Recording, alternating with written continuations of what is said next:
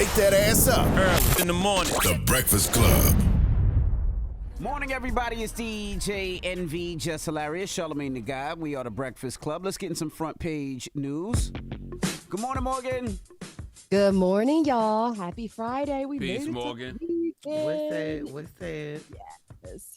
So let me tell y'all what's been going on in D.C. So President Biden, he held a meeting with Israeli Prime Minister Benjamin Netanyahu as the administration continues to push for a ceasefire in Gaza. The leaders held a bilateral meeting, which means interest in both sides, in the Oval Office before meeting with families of American hostages being held by Hamas. Now, President Biden joked about how long he's known Netanyahu. Let's hear the audio from the two leaders. So from a proud Jewish Zionist to a proud Irish American Zionist, I want to thank you for 50 years of public service and 50 years of support for the State of Israel. By the way, that first meeting with Prime Minister Golda Meir, and she had an assistant sitting next to me, a guy named Rabin. That's how far back it goes. I was only 12 then. So many people criticize Vice President Harris for not attending the joint session of Congress where Prime Minister Netanyahu spoke. Instead, she addressed a black college, or if you heard colored, sorority. However, VP Harris did meet with Netanyahu separately from President Biden yesterday, a meeting that she called frank and constructive. Let's hear more from Vice President Harris about her meeting. We cannot look away in the face of these tragedies. We cannot allow ourselves to become numb to the suffering, and I will not be silent.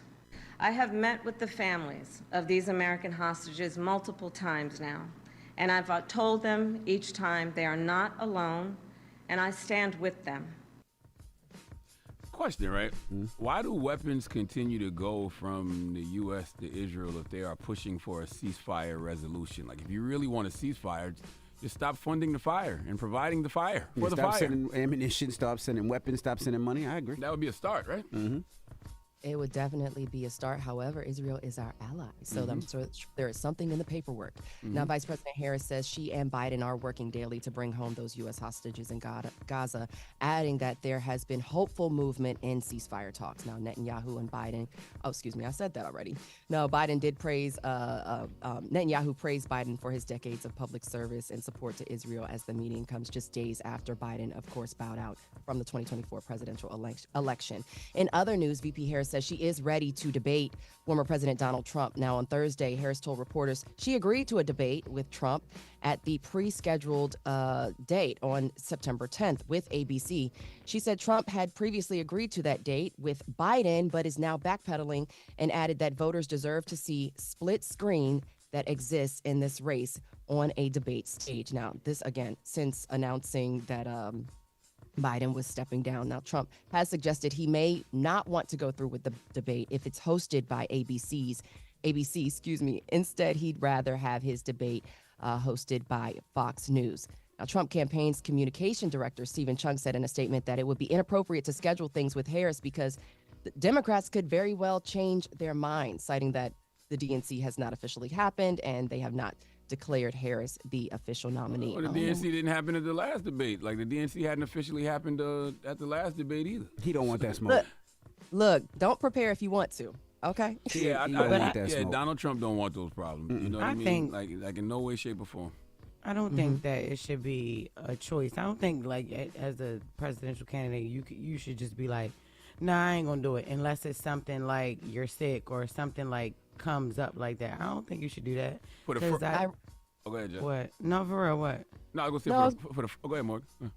Ironically enough, he said he agrees. He said the same thing, Jess, that he wants to debate her, but I'm not sure why. Why it's.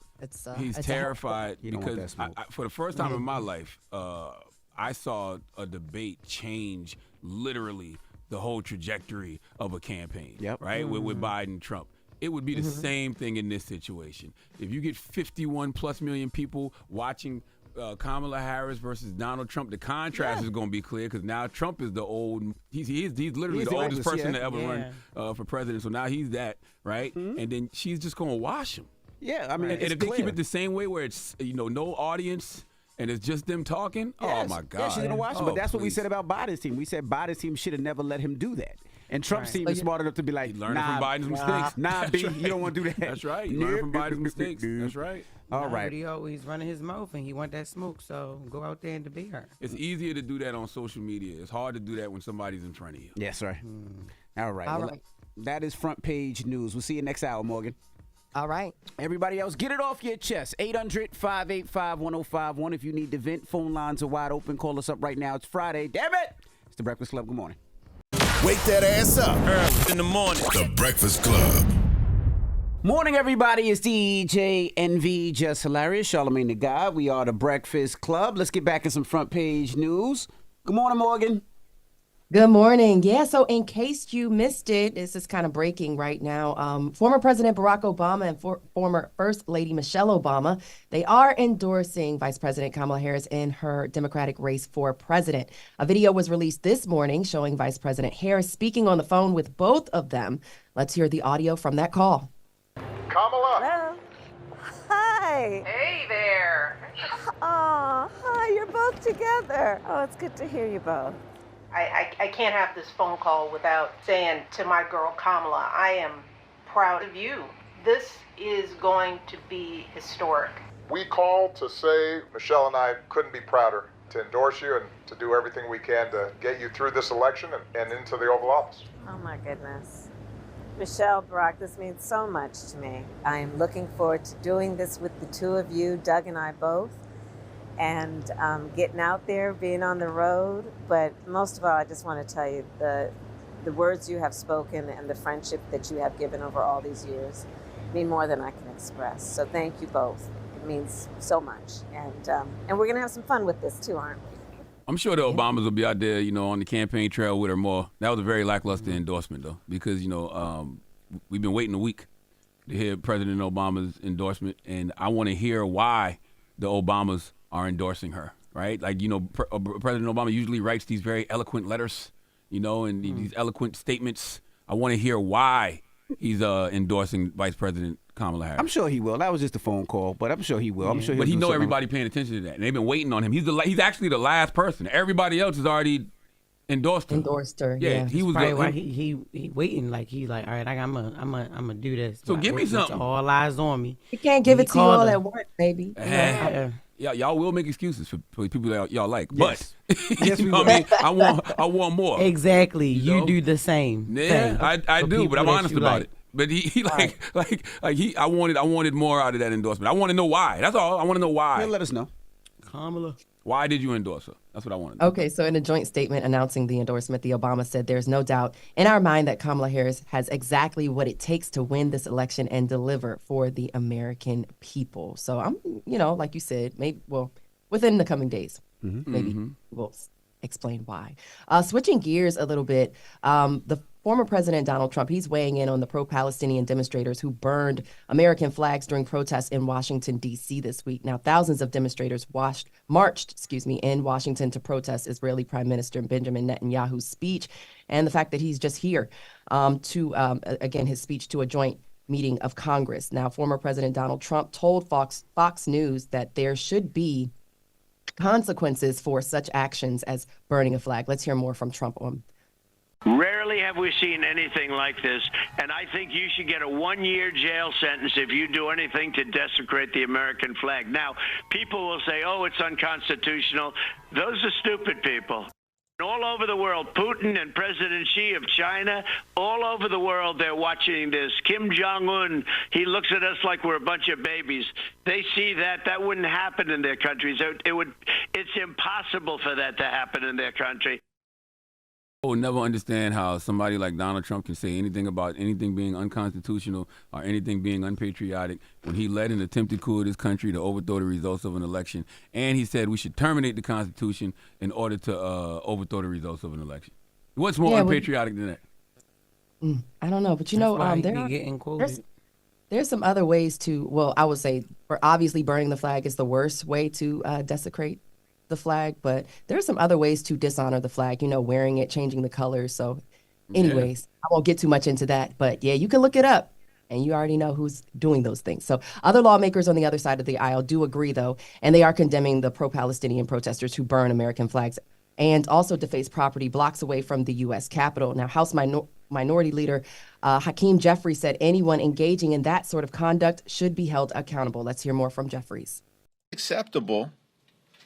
It is unacceptable to deface public property, desecrate the American flag, threaten Jews with violence, or promote terrorist organizations like Hamas. Unacceptable. Anyone who engages in that activity should be held accountable to the full extent of the law. Not that complicated. And a memorial of Christopher Columbus was also spray painted with the words Hamas and Free Gaza. Yeah, so definitely some tension in regards to those issues there. And speaking of representing the flag on the world stage, the Olympic flame is about to be lit today, marking the official start of Paris 2024 with the 2028 Summer Games set for Los Angeles. Team USA will only have the host nation of France following them in the opening ceremony. NBA legend, of course, we mentioned this earlier this week, LeBron James will be alongside tennis star Coco Gauff bearing the U.S. flag. Now, Gauff is set to become the youngest athlete to ever carry the flag for Team USA, and the 20-year-old missed out on the 2020 Tokyo Olympics after testing positive for COVID in 2021. Now, James is participating in the Olympics for the first time since winning gold at London in 2012. He is a three-time Olympic gold medalist, and this will be, of course, his fourth Olympics. He says it's an honor to be able to represent the country. The U.S. men's basketball team opens the group phase of games against the Nuggets star Nikola Jokic in Serbia on Sunday. And I believe the U.S. women's gymnastics team, they get started on Tuesday. Who are you guys looking forward to watching in terms of the Olympics? What type of games and sports are you guys? Sha'Carri.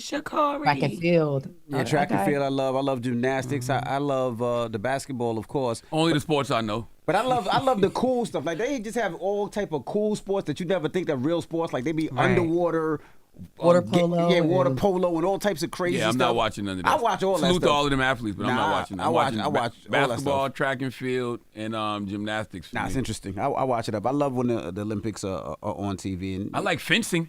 I love watching that. Okay, there you go. That's outside the box. I just made that up. Fencing's good too. I just don't know how they score, but I like all those type of left activities in sports.